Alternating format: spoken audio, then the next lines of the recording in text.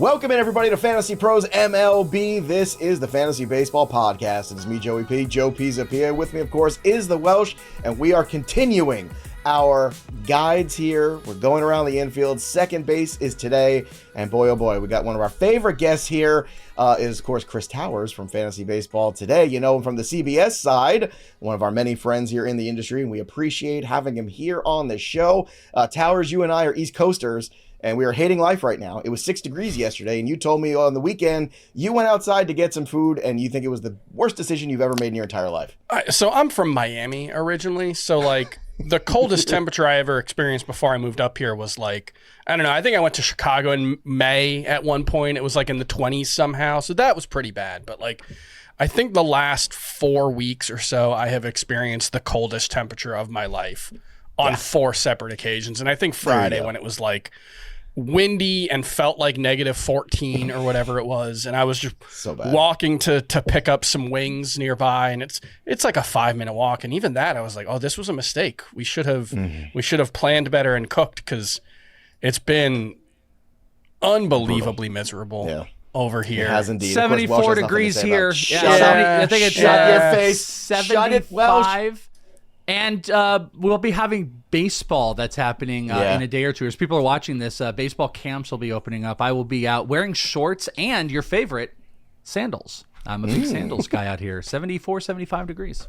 Well, Chris Towers is here to help us, of course, in our series of the Ultimate Guides, and today is Second Base. And if you missed any of the Ultimate Guides, you can go back and watch them. They're going to be in a playlist for you to get caught up on all of your draft knowledge here, because we know the offseason is an offseason for most of you, not for us, but for some of you who are watching. So we're going to get you caught up on all the positions here, one at a time.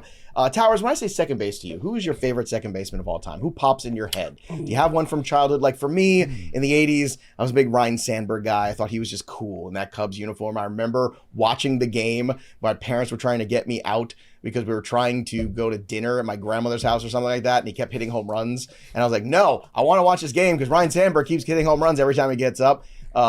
Edgardo Alfonso in the late 90s was one for me too. Who's your like go-to second base guy in your lifetime? So the thing for me, the answer to this question for almost any position or any type of player is always just going to be someone from the 2003 Marlins, just because that was like, I was 15. Luis Castillo then? Yeah, so Luis Castillo, when I think about like a second baseman, a number 2 hitter, that is exactly, you know, we had this conversation about leadoff hitters on FBT a couple weeks ago, because we had Matt Snyder from CBS on. He wrote a book about the leadoff hitters, and for me, like, I know Juan Pierre is not the best leadoff hitter of all time. I know, like, you know, Joey Votto, put him in the leadoff spot, that dude's going to put up a 450 OBP every year. I understand that. But for me, leadoff hitters are guys who hit 320 and never walk and steal a bunch of bases and have zero power, because that's what Juan Pierre was on the 2003 Marlins.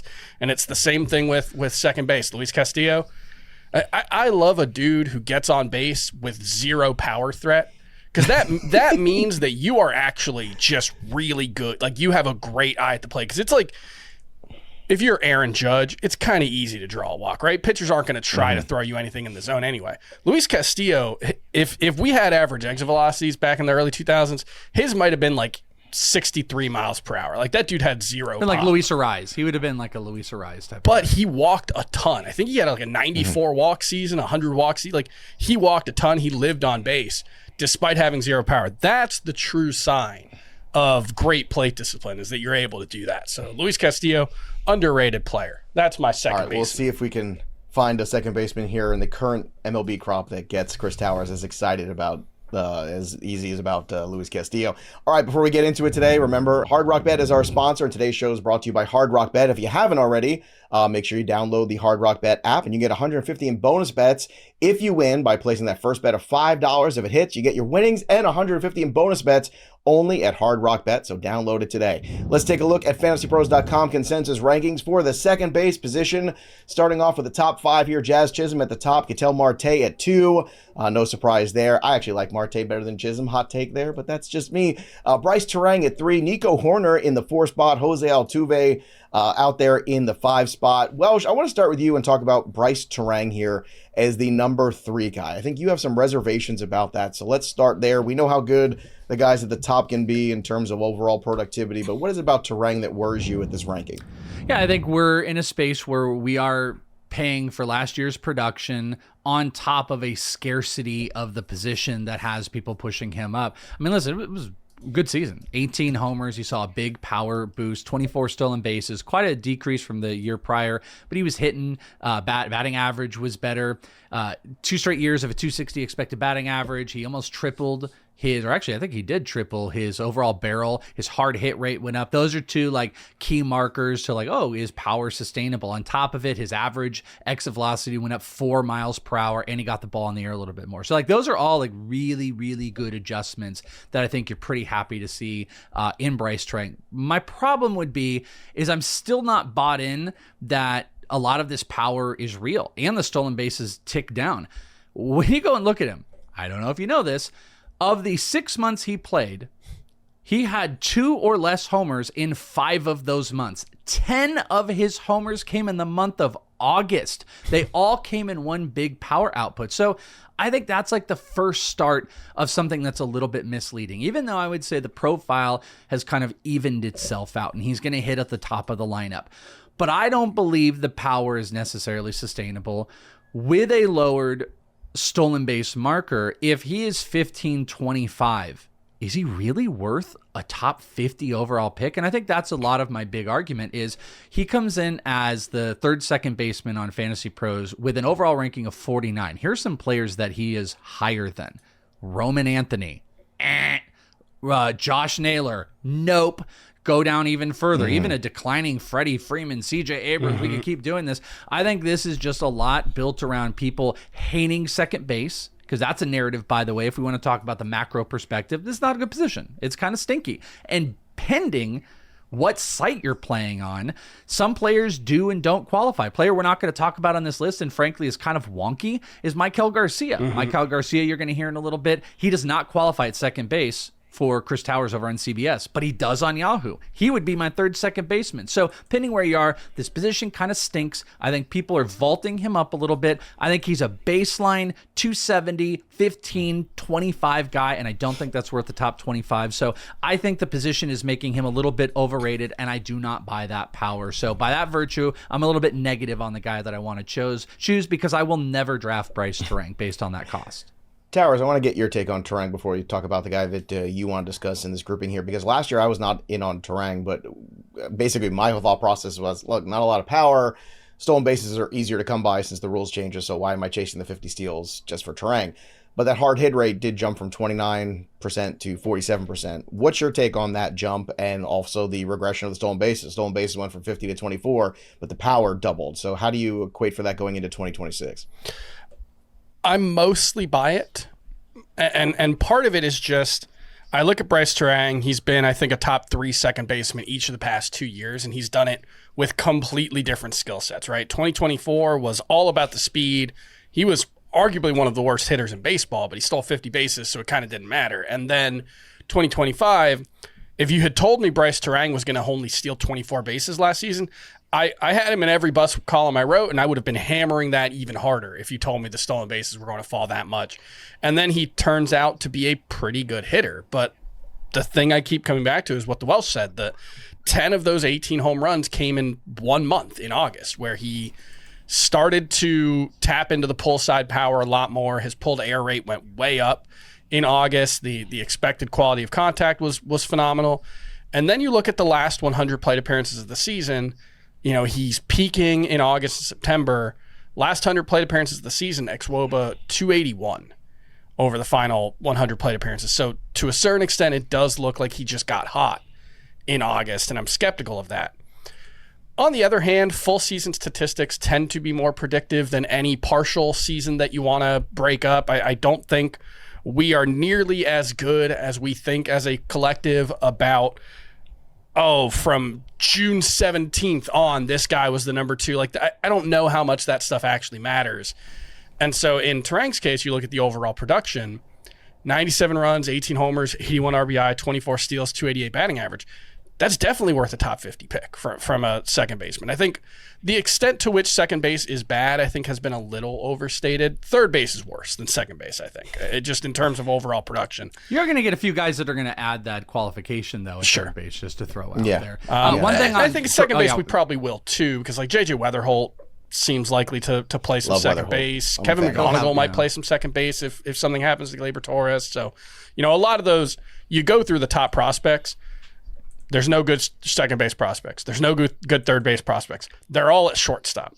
A lot of those guys are going to move off shortstop and eventually play second or third. So it's not quite as dire as it seems. The one thing I want to add just on projections real quick, Bad X, I think Fantasy Pros anointed the top single projection system out there, has Brice Turang projected for 12 homers, 31 stolen bases, a 255 average, 59 RBI and 78 runs. If you believe that, that is not a top 50 pick. That that's batting not average remotely is tough, close. Yeah, by the way, that's not remotely close to a top 50 if that happens. Now, the quality of contact looks a bit better. I could see higher batting average, but again, I'll keep coming back to 15, 25, 80 runs, 60 RBI. I just don't think that's in the 50, and I think you're just paying up a little bit harder. But again, he did not pull the ball. 7% pull air rate is horrifically bad, but the hard hit and barrel does tell a story of a guy that is having a little bit more quality of contact. So he's a fascinating, I'm glad we spend a little bit more time on him than any, because I think he's a fascinating subject, because Jazz and Keaschall, they're their own world. They're their own universe.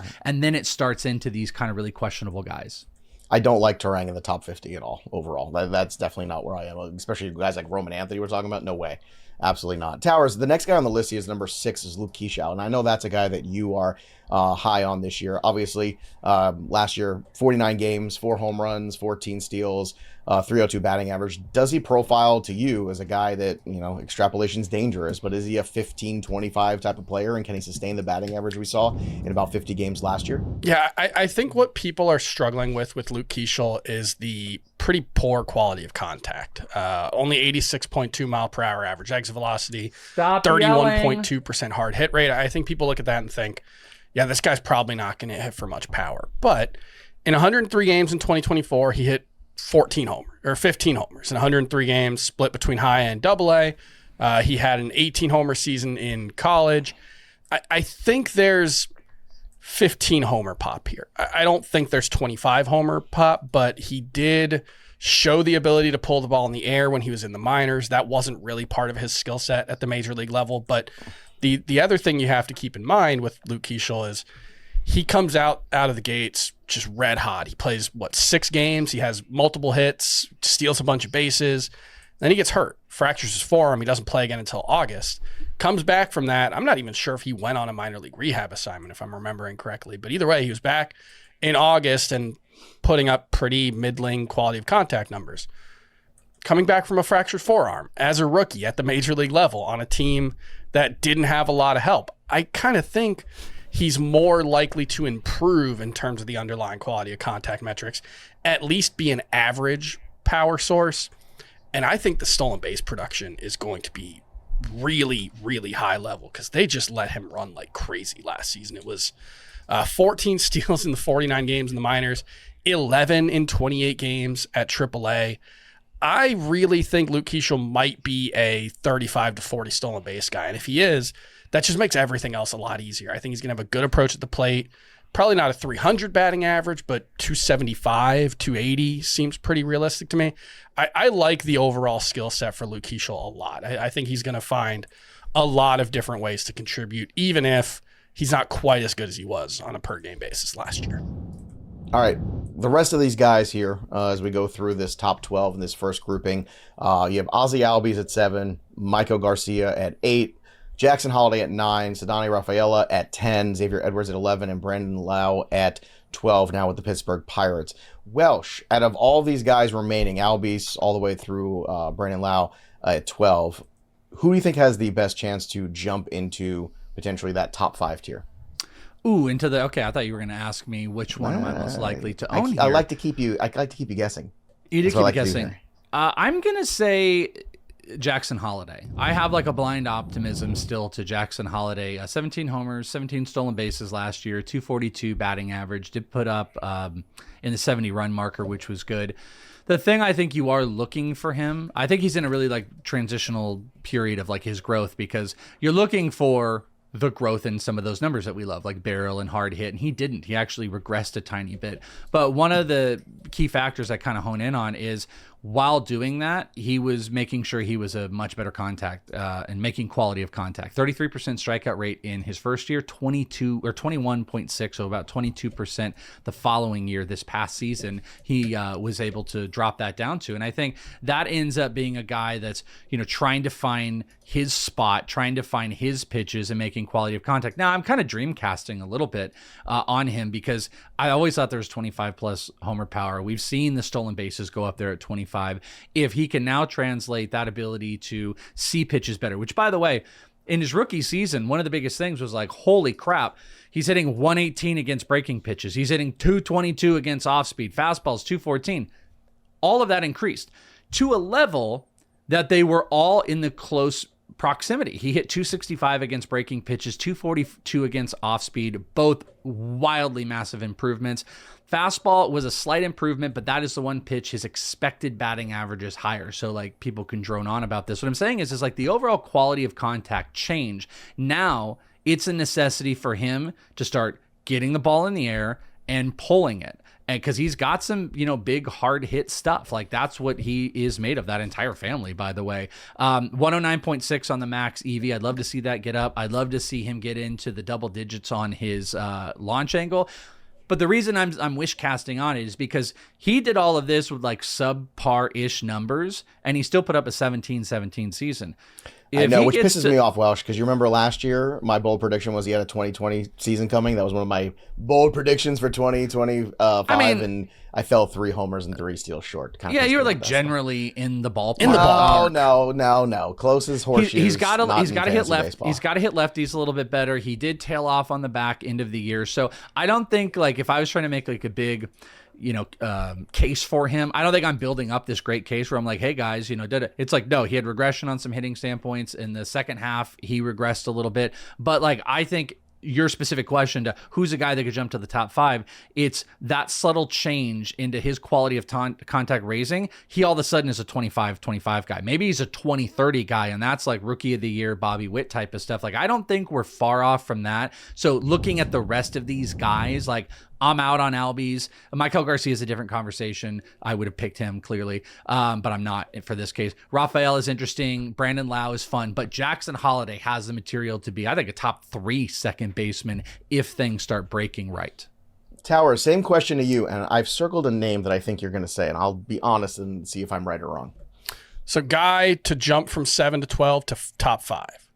Mm-hmm. I think the obvious answer is the guy that's been a top 5 second baseman like 3 or 4 times in his career, and that's Ozzie Albies, who got it right. has struggled with it's injuries. a tough one, though. Let's sell it. Let's sell it to the people. He's struggled with injuries a lot over the past couple seasons, but the thing that I keep coming back to is when we're talking about injuries that I'm worried about moving forward, like worried about becoming chronic issues, I don't tend to think the broken bone is that. And that's been the issue for Ozzie Albies over and over. I think he broke his foot one year. He had the fractured wrist in 2024.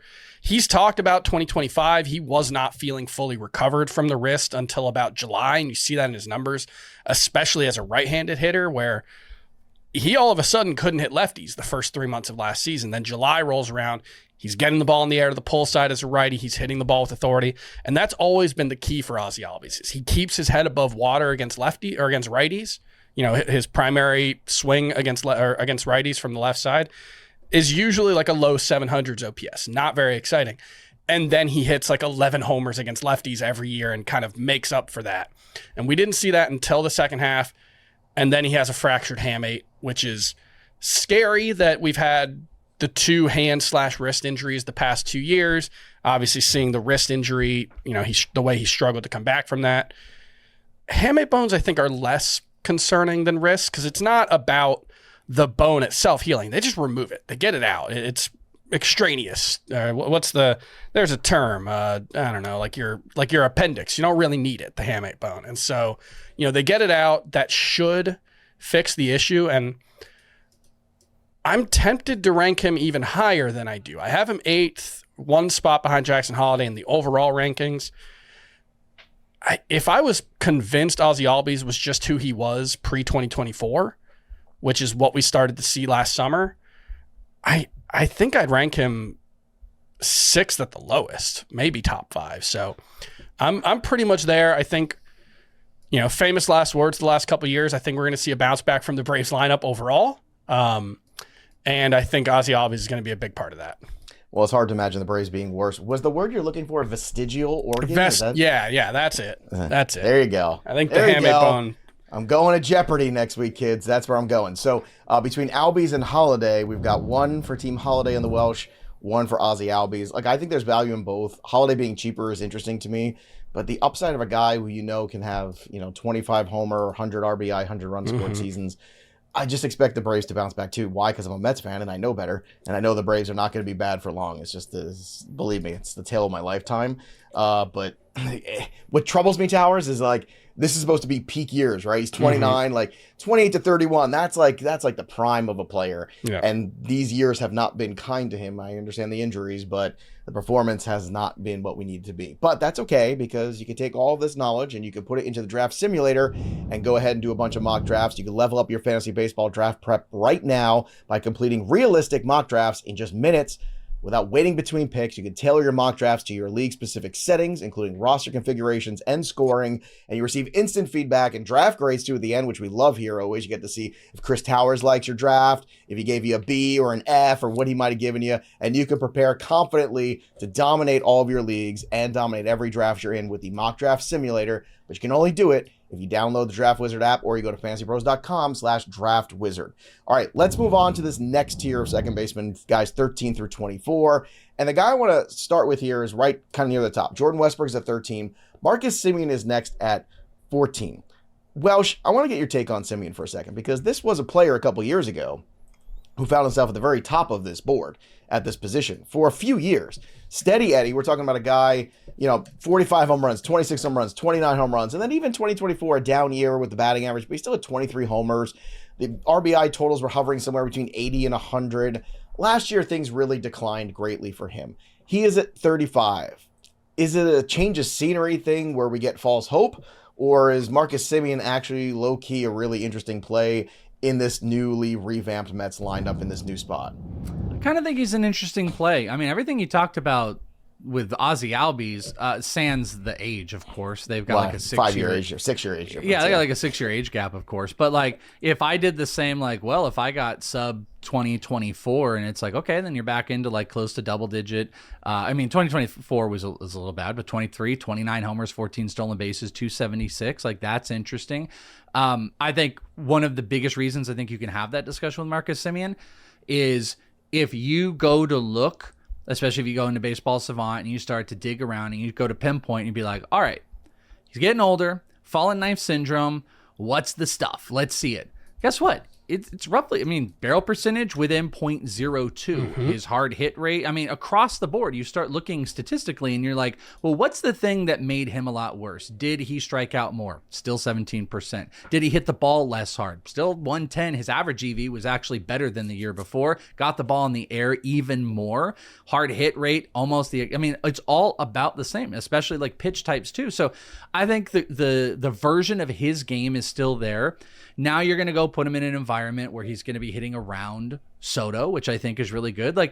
And then the biggest discrepancy between if I want to play this game of Ozzie Albies versus Marcus Semien is cost. Ozzie Albies is going 7, 8, something like that. Marcus Semien is outside the top 12. He's at 14 right now. Some are going to have him a little bit higher. So I think from a cost-based perspective, he's a really good potential buy.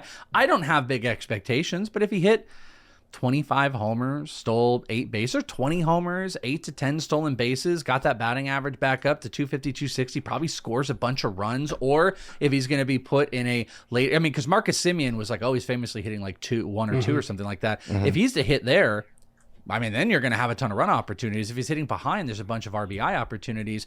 I just think with like the baseline skill set still being there, there's 100% a falling knife syndrome because of his age, but I just don't see the decline where I would say like, well, I'm firmly avoiding him when he's like the 14th second baseman off the board. So I think I have some interest because the position is kind of weak. I clearly don't want to reach for, I don't like the reaching for. There's some guys in the top 10. Nico Horner, I think we always kind of like overreach for. I've got a guy in my bus I'm going to play. Like, I want to find some of the value, and I think Semien is definitely one of those just relative value plays. It doesn't cost a lot, and if he fails, well, you know, he was the 14th second baseman. There's probably going to be similar production on the wire. Like, what did you really pass up? So I think I'm kind of a buy into Marcus Semien this year. Yeah, I think it's a mild buy. And then the thing I always like to look at when you're talking about a player as they get into their mid-30s is, are the signs of aging there? Yeah.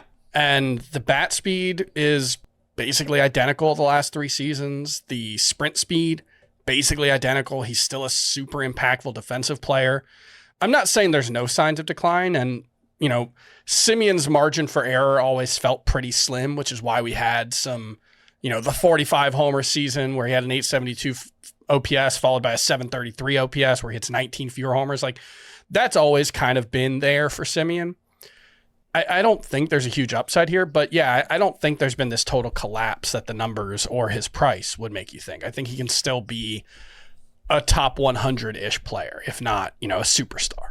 Where he hits in the lineup is going to be interesting too. The latest projection I see for the Mets is he's hitting in the 5 hole, which I like. Mm-hmm. It's a big RBI spot potentially, especially when you got guys hitting ahead of you. Like, what's the top 5 look like? Bichette. Right now, the projected lineup that I see on FanGraphs that you're looking at is Lindor, Soto, Bichette, Polanco 4, Semien 5, which I tend to think is probably likely, at least out of the gate. I know Polanco's a player we're going to talk about in a second, but the other point I wanted to make real quick, Welsh, is the Rangers lineup last year also not good.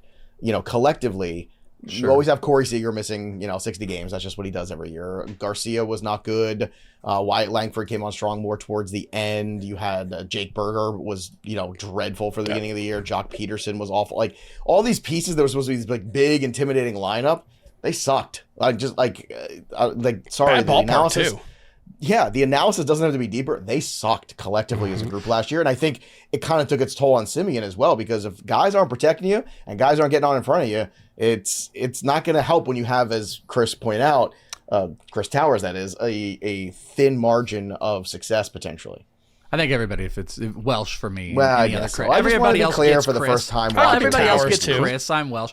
And also, if you want to kind of narrative this, there was also the whole thing of like Marcus Semien and Corey Seager not getting along. There was like a really big team morale kind of issue. Marcus Semien, according to multiple players, was trying to kind of push this up. So it's just like a lot of weird stuff going on. And whatever the case may be, I kind of forgot, like, because I was thinking, well, there's a scenario where Soto could hit 3 and Semien could hit 2, but Bichette is like he's a classic. Yeah, I think you have to have protection for Soto. I think you have to have Bichette behind Soto. You have to have somebody there with some power and.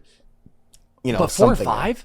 4 or 5 for Semien, it's just like a really, really good spot. It's good. 5 especially is no pressure on him, I feel. 5 is ideal for me, for Semien. Cost to get in the door, that's the thing that I really like about this when the position is kind of poorish, and, maybe you do end up, obviously, like, this position is kind of funky too, because this position is like there's some massive stolen base guys. I mentioned Nico Horner and Luke Keaschall. Like, you can get a ton of stolen bases, and then you can just go on the exact opposite end, and it's like there's these 25 to 30 potential homer guys out of position. So you could take it either way. So I suppose there's like you could screw up directionally where you want to go by passing up someone else, but it's just like the cost to get in to buy a bounce back on such a great lineup in front of him, to me, is worth it. And all the other factors, the ballpark and, the weird environment, the lack of support offensively from the Rangers. Like, I think it's just a good case on why you could like reinvest back in Marcus Semien. All right. So after Semien at 14, you have Bryson Stott at 15, Gleyber Torres back with the Tigers at 16, Luis Garcia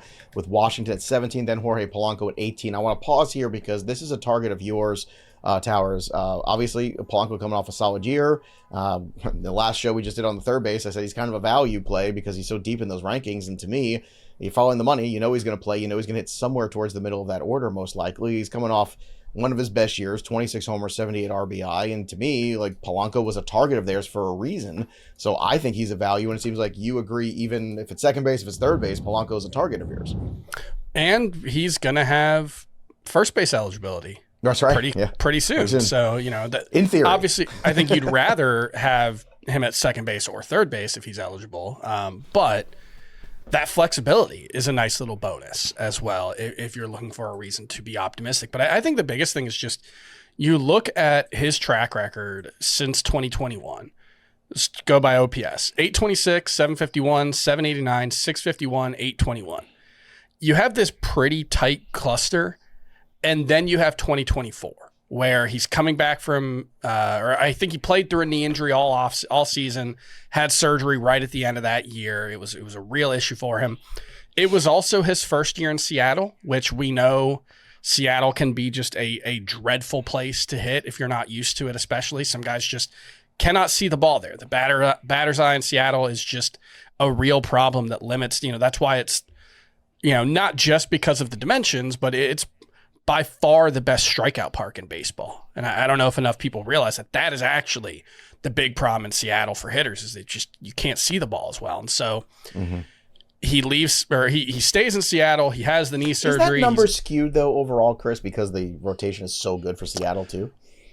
Just throwing it out there. When you get the overall picture of the numbers, that 1 through 5 is a really good staff the last couple of years. I agree with you. Obviously, the batter's eye is a problem. People have complained about it. But does it get skewed even more heavily because of how good that pitching staff has been? I think in an ideal world, and I'm not smart enough to actually do this, but I think in an ideal world, you would try to model the way pitches play at certain parks rather than just looking at results. But based on results, the Mariners pitchers, all of whom are very good, also see 4 to 5% increases in their strikeout rates at home versus on the road. So that's the number I was looking for. Okay. You see it with them as well. Like I think Luis Castillo was like 27% at home, 21% on the road. That's pretty typical for Mariners pitchers. And so it's just a really hard place to hit.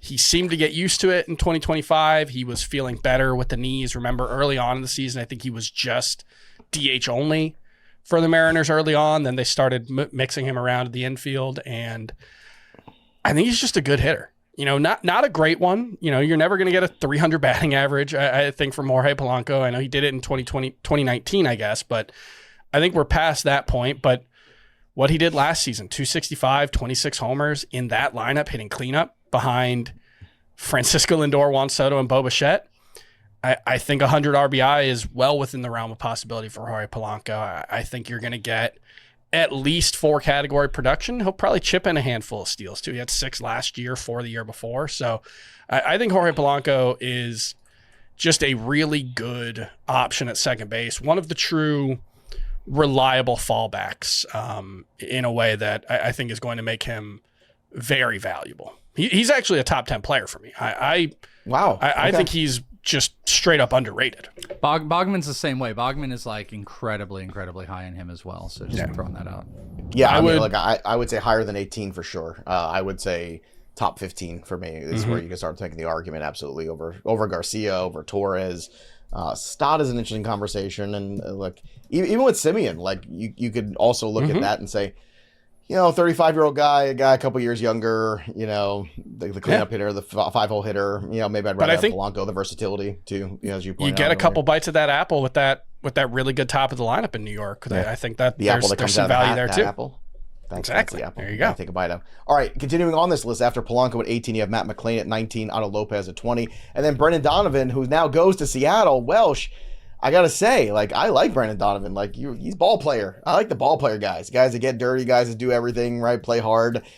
I did not love this move to Seattle for his fantasy value because of some of the stuff the Towers is pointing out, but you are gonna try to show me a silver lining of Brendan Donovan in this move.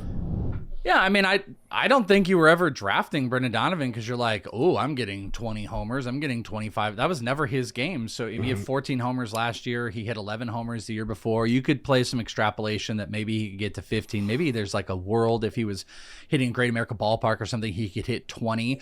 So he goes to the worst hitting environment. But I just don't really think it changes the crux of his game. If anything, he's now, in my mind, positioned in a spot where you're hitting around Julio Rodriguez, you're hitting around Josh Naylor, you're hitting around a bunch of RBI machines, a bunch of guys that are getting on base, something that he really wasn't put in a position for, where he can presumably, if he were to hit 2, if he's leading off, that's another case, but they like Julio for that. If he's hitting 2, you have a really decent chance to increase that run total, I think, into the 80-90 range, and that might be being hyper aggressive. The RBI numbers could be in the mid 70s. Now, pair that with what I think just annually is something we all just kind of lose sight of, is batting average, which he is a high batting average guy, which, if anything, maybe this ballpark is going to push up a little bit. He hit 287 this past season, 278 the year before. His expected batting average is supportive of it. The guy's going to get on base. He's not going to strike out. So he's just got guys around him that, from Arozarena to Julio to Naylor, that are going to be getting on base, that are going to be driving him in. So I think you've now gone from a player that was like pretty much just like a batting average guy, he's kind of fun because he's position eligible and stuff, to now he might legitimately be a 3-category player. Now, I am ignoring the homers and stolen bases a bit, but my big takeaway here is he's cheap. He's 231 on FantasyPros ranks right now. He's a guy that's going well outside the top 200. He's going to have some position eligibility. He's going to go into a great lineup, hit at the top of it. Going to be awesome for points leagues. I think really in any format, you're going to be able to play him. I think it's just to be one of those guys that we're going to look and we're like, how the hell is Brendan Donovan ranked in the top 15 of this position? And I'm just not super worried about the home environment because he is so dirt cheap outside the top 20 at this position. So I do think in a lot of spots, your middle infielder in fantasy is not going to come from second base. But what I do think is that when you're playing in deeper 15-team leagues, you're playing in NFBC formats, and the player pool really gets depleted, Brendan Donovan is somebody that could be a nice core piece that can lift up your batting average, will be a surprise push on your run in RBIs, and maybe you'll get treated on some of the other, positional stuff. Maybe you'll get homers, stolen bases. I don't know. Maybe, the Seattle unlocks even more stolen bases. Maybe he'll run more. But either way, it's dirt cheap. I think he's a great cog in your lineup, a good tool in your tool belt, and Brendan Donovan will be a player I've got on a lot of teams. All right, let's round out the rest of this grouping here in the second tier. After Brendan Donovan, Jose Caballero at 22, Brett Baty at 23. Where he plays, how often he plays, we shall see. And then Tommy Edman at 24. Chris Towers, question for you. Who's a better return on investment? Brett Baty at 23 or Jordan Westburg is the 13th second baseman off the board? I am not much of a Brett Baty believer. It feels... we've kind of gone back and forth with him and Mark Vientos the past couple of years, where last year, obviously, Vientos is the guy that's up. Baty kind of forgotten about. He made some real changes to his swing. He started elevating the ball better. That was always the issue for him. I get the value argument for Baty because he's so much cheaper than Jordan Westburg, and Westburg has been, I think, pretty disappointing for fantasy purposes so far. This is one of those situations where, okay, yeah, the value's better on Baty. I'd rather just have the better player just because I don't really think Baty, even as cheap as he is going to really help you in fantasy. I don't think he's going to play every day for the Mets. I'm not sure where he would play now that their infield is very full. I know life finds a way, but it makes me nervous that I'm just, okay, I'll pass on Jordan Westburg. I'll get the better value in Brett Baty. Mm-hmm. You might just get nothing out of Brett Baty, even though the value's not bad. All right. Welsh, same question to you in terms of return on investment. When you look at some of these guys, do you see Brett Baty differently? Because Westburg is another guy, too, who has yet to play more than 100 games basically in a season. This is pretty firmly Westburg for me. I'm a pretty big Westburg guy because I think, agree to your point, we haven't got the time there yet, but we, in the previous season had high expected batting average numbers, still kind of supportive.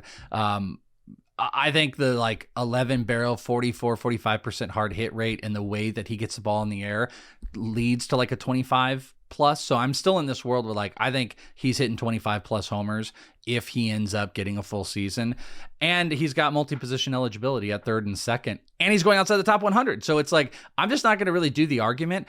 there are too many questions with Baty. I will say I like Baty more than Towers does for sure. They did talk about Baty potentially getting some reps in the outfield and playing left field, but there's still just too many big questions. Is he in a righty-lefty platoon if Vientos doesn't get traded? Even if he does, is he still in one of those? I think there's too many question marks around Baty to even consider him, and Westburg outside the top 100 is cheap enough. Now, if that were to change, I think this argument is a little bit different because Baty steals some bases, I think, and the overall like hitting metrics look pretty solid if he was given a full season. But this is firmly Jordan Westburg for me. Yeah, I think Baty will be the opening day left fielder. I don't think that's a hot take either. I'm just putting that out there. All right, let's get to the sleepers, the busts, and the must-haves here for the guys here. Towers, let's start with you. Who is your sleeper at second base? I love his sleeper. I think there are a number of options that we've already mentioned. I think Jorge Polanco would qualify, but I am going Jeff McNeil, who has not, I think, gotten very much credit for some real changes that he's made to his swing over the past year and a half or so. I think partially it's just he hasn't been an everyday player for the Mets. He's dealt with injuries, but he started swinging the bat significantly harder around the All-Star break of 2024, and that sustained in 2025. His average bat speed went from 68.8 miles per hour to 70.7 last season, and you see that in not necessarily the overall production, although it was pretty, a little better, but he actually had a 330 xWOBA last season. That was his highest since 2020, and his highest for a full season since 2019. So he was able to start hitting the ball with authority without sacrificing strikeouts, still a 12% strikeout rate, still walked a ton. But I think the biggest thing for me is just he's moving from a pretty neutral, lean, negative hitters environment in New York to I think there's a chance that Sutter Health Field in Sacramento is like a supercharged version of Great American Ballpark. I'm not going to say it's as good as Coors Field for hitting, but it's got, really good dimensions for hitters, but it's also just, it's really hot there. The ball carries really well. I think it's just going to be, for at least the next 2 seasons, a park that you really want to target in your drafts. And I don't know if that's seeped through to the general consensus. Maybe Nick Kurtz is getting a big bump for it, but I think it's a really good park. I think it's going to be a good lineup. McNeil is going to be the starting second baseman there. The one thing that's holding me back from really loving Jeff McNeil as a sleeper is he is coming back from thoracic outlet syndrome surgery this offseason. That is typically a bigger deal for pitchers. It's mostly just an unknown for hitters for me. Like, I'm just not sure how much to ding him, but I think Jeff McNeil can hit 265, 270 with 15 homers and pretty good run and RBI numbers in this lineup. I think there's a little bit left here for him to be a pretty useful middle infielder for fantasy. All right, Welsh, who's your sleeper at second base this year? All right, mine's a little cheaty. We do have him listed as a second baseman at our second base ranks. I'm not sure that means somebody is listing him there. We actually kind of mentioned his name before, but, follow me here too, because the likelihood of him breaking camp could put him at this position. It could also end up putting him at third with how they've moved a lot of stuff. But listed on here is JJ Wetherholt, and probably not a guy I would have talked about in the shortstop episode anyway. So it's just an opportunity to talk about him. I think he is a second baseman in the making. That's where he'll end up being, and he is obviously being ranked in some capacity there. But JJ Wetherholt comes in at 35 on the list. I love JJ Wetherholt. I think he's got one of the best opportunities. I could have talked about, I guess, Travis Bazzana is another one of those at second base, but of that world of Bazzana, Kevin McGonigal, I think would likely be a second baseman, even though, he worked out here in the AFL when I saw him at third base. A lot of these guys are natural second basemen, and that's where they're going to live. And I think that's where JJ Wetherholt would end up showing up. And last season, 17 homers, 23 stolen bases. He hit 300. He absolutely popped. If you go to Prospect Savant, you can see some of those numbers. 12% barrel at AAA, 48% hard hit rate, low strikeouts. I've likened him in many aspects to, like, his approach reminds me of Corbin Carroll. Obviously, he's a middle infielder, and he's not as fast, but kind of the similar approach in his swing and some of the velocity and veracity he gets on the impact of the ball. He's just a smaller guy that's able to get the ball in the air. He's able to hit it hard. Like, if JJ Wetherholt is out there, he's going to be a guy you're going to want to own. And I think whether he makes the opening day roster or not, I think he can get that second base eligibility, whether he gets it on the site that you're playing on and not. And he could end up being a top 10 if he's given an entire year second baseman, and an easy candidate for rookie of the year if he ends up making that roster and getting a significant amount of at bats. So love me some JJ Wetherholt. I'm going to put him as my sleeper, even though I'm cheating a little. Well, that's all right. I'm a huge JJ Wetherholt fan as well, so I'll be having a lot of shares of him. I'd rather be aggressive on him too, because I feel like St. Louis is at this point where it's just rebuild time, moving forward. Let's continue on. All right, so and among like the three big shortstop prospects, him, Griffin, and McGonigal, I think right now, as of February 9th, camps haven't opened yet. I think he's the most likely to be in the opening day roster. I'd be very surprised if he's not on the opening day roster. Whereas Griffin, I lean yes. McGonigal, I think I lean no at this point. But spring training could change that for all three. But I think things would have to go really wrong for Wetherholt to not be part of the Cardinals opening day lineup. So that's a big part. Like for him and his style of play, like some guys, I understand why they struggle when they go up to the big leagues right away. I just feel like Weatherholt's one of these guys that just kind of hits the ground running more potentially than some others. All right, let's talk about proven at AAA here. Too. Yeah. All right, so Luke Keaschall is one of Tower's favorite guys. So Welsh, this is your chance to take the other side of this coin because he is your boss. Yes, boo Welsh. Everyone boo him. Yeah, that's fine. It's good. Joey was very astute to not go to me when we were talking about it because I put him as my fantasy pro. I put him.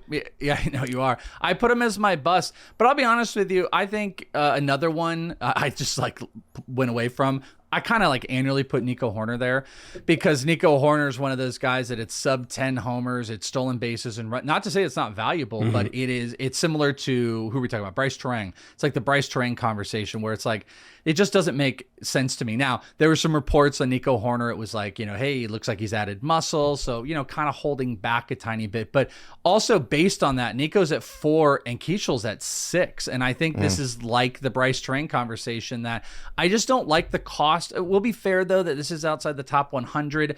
Some of the concerns that Towers was talking about are my concerns. I don't really believe in a lot of the power output. I'm completely open to him upping his game. Because that's the maturation of these guys. But I think there's some stuff in his game that tell me he's not going to be a big power bat. I mean, he is a super, super slow bat speed guy. It's one of the slowest in the league. And typically you're going to see low barrel rates and low hard hit numbers with that. And what you would need out of a player like that is you would need extreme launch angle, extreme pull stuff, which he could do.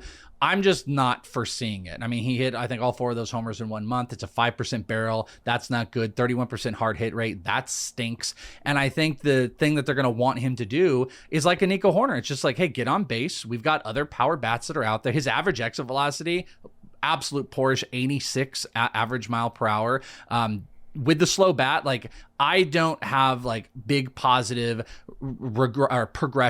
positive regression on his power that he's going to be a 10 to 15 homer guy. I don't think that's the case. So I think what you're end up paying for is like Nico Hoerner. You could argue versus Nico Hoerner, I might like Luke Keaschall a little bit more based on the cost, but both of those players don't really fit my mold when you're going to have low homers. You're going to be betting on the stolen bases at a really high cost when I think you can get that a little bit later. I think you get similar players that fit 3 categories later. So Nico Hoerner and Luke Keaschall, they're not my speed.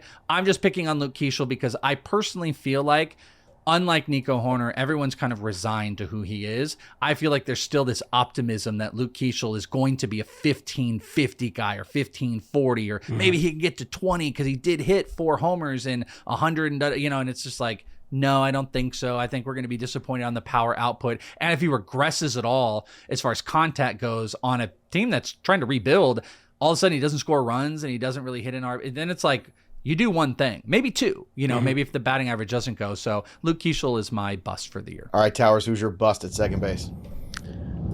The biggest one for me is Ceddanne Rafaela. I'm kind of baffled by his price being, I think it's more an NFBC. His ADP is more in the 120 range. I guess the FantasyPros ADP 150. That's probably okay, although I think I rank him more 180. Just for me, it comes down to how much is 15 and 20 worth when it's probably going to be a detriment in every other category, right? I think the batting average, 249 last year, given his very, very poor plate discipline, I think batting average is always going to be a problem. I don't understand how Ceddanne Rafaela scored 84 runs last season. Like, that's not a huge number, but he had a 295 OBP and he hit ninth pretty much, more than any other position, I think, in the lineup. So, like, yeah, 8th and 9th were like 60% of his plate appearances. I think even the relatively paltry 84 runs he got last season, I'm betting on regression. I think he's more of a 70 run, 65 to 70 RBI guy. I think you can find 15 and 20 much cheaper in the lineup. I get Rafael is going to be in the lineup every day because his defense in center field is so good. And there's value in that, specifically in like an NFBC format where you're talking deeper leagues, you're talking deeper lineups. Just having a guy who's out there every day has value, but I think there's a real chance when you're talking a 5x5 context, Ceddanne Rafaela is a replacement level or below contributor in batting average, runs, RBI, and home runs. And he's not such a standout in stolen bases that I think it's worth paying for that. Boy, just kicking the Red Sox fans when they're down today. The Caleb Durbin trade today. People are in their feelings about the Devers trade. I like Durbin, although it was weird to see that. Might play second base, by the way. He might. It was weird to see that Baseball Savant had Caleb Durbin only hitting 5 home runs at Fenway Park last year. That was kind of surprising. You'd think his swing would be geared for it. Right. I like Marcelo Meyer. You know, when we were talking busts, I wanted to bring him up because I think his price is way too low for as talented a player as I think he is. The Red Sox have some good stuff going for them. I just I think with Ceddanne Rafaela, fans are not happy. You love watching him play defense. I do not like watching him hit personally. That is fair. Well, this is. It's like saying that Super Bowl was an exciting Super Bowl. This is fantasy stuff we're talking about. All right. So the must-have guys we've already mentioned, but real quick, Towers, pop Ozzie Albies before the show ends here one more time about why people should take one more shot on Ozzie Albies in 2026. This is a guy who's been like a top 40 pick most of his career. Now he's 120th. I think it mostly comes down to that. I just don't think he's finished as a high level contributor, despite having some concerns about the quality of contact and the injuries over the past couple of years. I think as long as Ozzie Albies is healthy, I think he's going to be great. All right, Welsh, your must-have guys, Brendan Donovan again, somebody you mentioned. So give everybody that last shot about why Brendan Donovan should be somebody they target this year. Yeah, it's just outside the top 20. A lot of you guys, me included, really struggle when it gets into later rounds of like making sure you've done a really good job on batting average and runs. He's got tons of run support around. He's dirt cheap. He's outside the top 225 overall. You're going to get some position eligibility, and I don't ever see a spot where he's not going to be hitting between like 2 and 4, in that lineup, maybe 2 and 5 at the worst. So Brendan Donovan, I think, is just a good cheap extra tool piece for your entire fantasy team. Makes you a little bit better. He isn't like a league winner like we talked about, like maybe Jackson Holliday or someone like that could end up being, but there's no reason you can't get Brendan Donovan, and that's one of the things of why I put him as the must-have. All right, Chris Towers, always great to talk to you, my friend. Make sure you check him out on Fantasy Baseball Today with the CBS boys. We're going to have another CBS boy later in the week for our shortstop show as we continue on with our Ultimate Guide series here on Fantasy Pros MLB. Subscribe to the podcast feed, subscribe to the YouTube channel, and of course, drop your comments below. Who are your favorite targets at second base this year? Make sure you watch all the Ultimate Guide so you can have the ultimate drafts. That'll do it for us. But the story of the game goes on. For Towers and Welsh, I'm Joey P. We'll see you next time, kids.